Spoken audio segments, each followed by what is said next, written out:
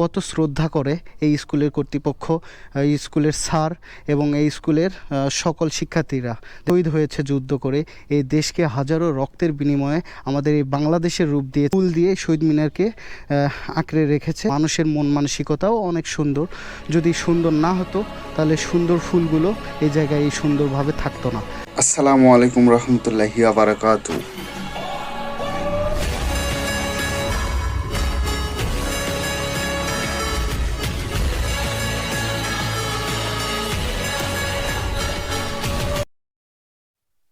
আসসালামু আলাইকুম। তো দেখেন এখানে এসে একটা জিনিস চোখে পড়লো যে এই যে শহীদ মিনার। তো দেখছেন এই স্কুলে কত সুন্দরভাবে ছোট পরিসরে একটা শহীদ মিনার করা হয়েছে, আর সুন্দর সুন্দর যে বিভিন্ন প্রকার ফুলের গাছ দিয়ে শহীদ মিনারকে ঘিরে রাখা হয়েছে। কত শ্রদ্ধা করে এই স্কুলের কর্তৃপক্ষ, এই স্কুলের স্যার এবং এই স্কুলের সকল শিক্ষার্থীরা। দেখছেন কত সুন্দর করে, একটা ফুলও কেউ ছেড়েনি।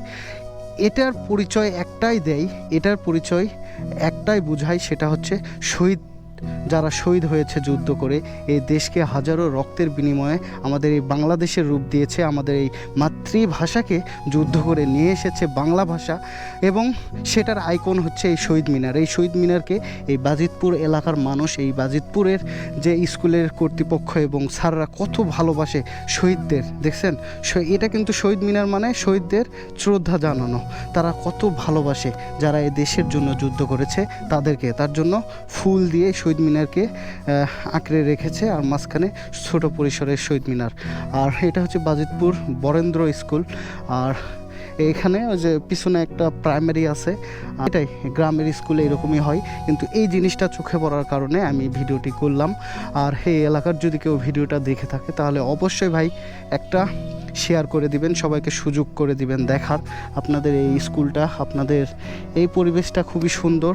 তো এই এলাকার মানুষের মন মানসিকতাও অনেক সুন্দর। যদি সুন্দর না হতো তাহলে সুন্দর ফুলগুলো এই জায়গায় এই সুন্দরভাবে থাকতো না। সুন্দর ফুল যেমন, এই এলাকার মানুষের মনও সেরকম সুন্দর। তো এই জিনিসটা দেখে আমার খুবই ভালো লাগছে, এই পরিবেশটা দেখে খুবই ভালো লাগছে। এভাবে ফুল দিয়ে শহীদদের শ্রদ্ধা করেছে, এটাই তার একটা পরিচয়। দেখছেন কত সুন্দর করে।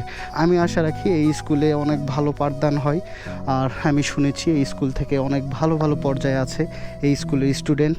আর এই প্রাইমারি, এই হাই স্কুল, এখান থেকেই প্রত্যেকটা কৃতি সন্তান, প্রত্যেকটা মানুষের জীবনে শুরু হয় পাঠদান এবং পড়াশোনার পথ চলা। তো আর ভিডিওটি কন্টিনিউ করতে চাচ্ছি না, বুঝতেছেনই তো কী পরিমাণের রোদ। দেখছেন কত পরিমাণের রোদ। আর ভিডিওটি কেমন লাগলো অবশ্যই জানাবেন।